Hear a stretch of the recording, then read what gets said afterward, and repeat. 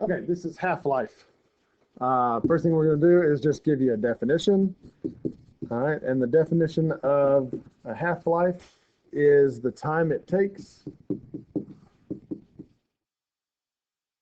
for a sample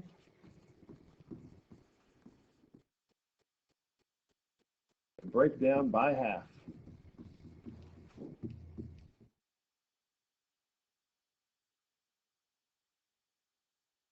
Okay, and it has to be through radioactive decay. So we were just talking about radioactive decay in the last video. So let's say we were putting something through, alpha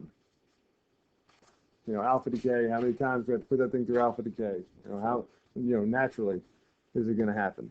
So half-life, the time it takes for a sample to break down by half through radioactive decay. So let's just do an example.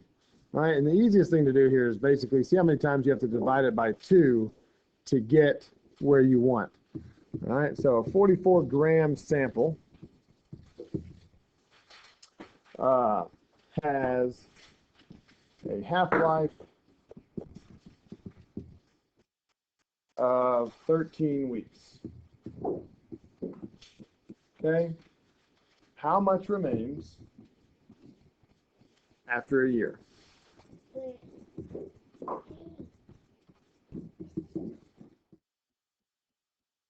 All right, first thing you have to know is how many weeks are in a year. Okay, so if you don't know how many weeks are in a year, the answer is 52. Okay, so you have to determine how many half-lives that is. All right, how many half-lives are in one year if one half-life is 13 weeks? So you're going to take 13. Okay, that's going to give you 52. So you got 1, 2, 3, 4 half-lives. Okay, 4 half-lives. So we're going to have to put this 44-gram sample through 4 half-lives. The easiest way to do that is just draw an arrow and divide by 2, draw an arrow, divide by 2, and then count your arrows. Okay, so 44 divided by 2 is 22. That's 1 half-life. Count your arrows. 1. We're going to put it through a second half-life. Remember, we have to get through 4.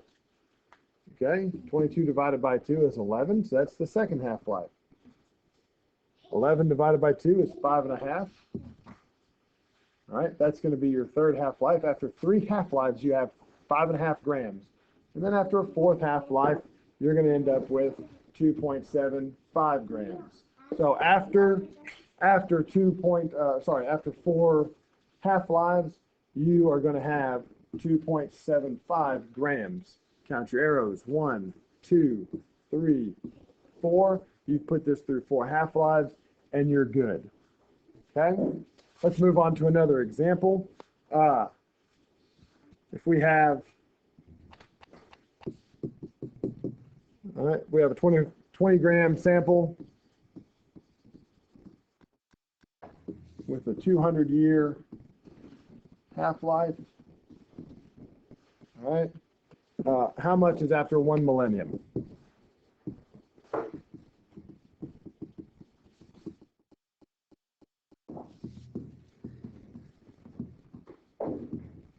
Okay, so the first thing you have to understand is how many years are in a millennium. Well, if you don't know how many years are in a millennium, the answer is 1,000. So 1,000 years, right, divided by 200 years, because that's the half-life, right? And you're going to end up with 5 half-lives. Right, now you could do 200 plus 200 plus 200 plus 200 plus 200 gives you 1,000. Okay, but it's much simpler, much faster to just go, well, our time span is 1,000 years. Our half-life is 200 years. So, time span over 1 half-life gives you your number of half-lives. So we're going to put this 20-gram sample through 5 half-lives. So 20, count your arrows. 1, go ahead and you can almost even put your arrows out first. So 1, 2, 3, 4, 5. Okay? So as long as you end up with a number over here, you're good. And as long as you can divide by 2 correctly. So 20 divided by 2 is 10. 10 divided by 2 is 5. 5 divided by 2 is 2.5. 2.5 divided by 2 is 1.25. And 1.25 divided by 2 is 0.625. I didn't want to write that in that small box there. So 0.625 is how much you have left after 1,000 years. Okay? So a simple equation, your number of half-lives is equal to the total time passed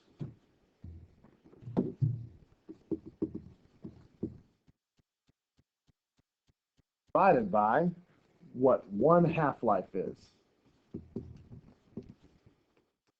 Okay? And that is going to give you how many arrows or how many times you need to divide by 2. Okay? So let's do one more example. Okay? Let's do one more example. Now we can, you can use this equation just like you use any other math equation. If I'm asking you for how much time has passed and I give you number of half-lives and what 1 half-life is, you should be able to do that. Okay? If I give you how many half-lives there are and how much time has passed, I expect you to be able to tell me what 1 half-life is. Okay, and that is all in the practice. As long as you do the practice, you'll be fine. All right, so last example. You got 5 gram sample. Oh, no, sorry, 5 grams remain. So 5 grams remain after 100 years of a sample that has a 20-year half-life.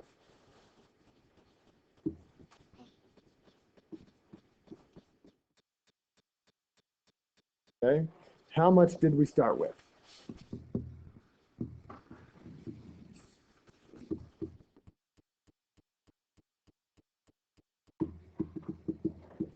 Okay, so if you were to look at our last example, okay, we have all these arrows up here, and we're basically breaking it down as we go from left to right. All right, but in this case, they give us how much we have left. So instead of going left to right, we need to take this original answer, okay, the amount we have left, which in this case is 5 grams, and we need to work right to left, okay, instead of left to right. And if going left to right, we divide by 2, moving right to left, we're going to multiply by 2, okay? Hopefully I didn't confuse you too much there. So we're going to start with 5 grams, okay? And we're basically going to work backwards. You can write it however you want. I just, the smaller number on the right and bigger numbers on the left. So we're going to have 100 years. We need to figure out how many half-lives we have. So we have time passed, 100 years, divided by what a half-life is, which is 20 years. And that's going to give you 5 half-lives. Okay, 5 half-lives. So you're going to put this thing through 5 half-lives.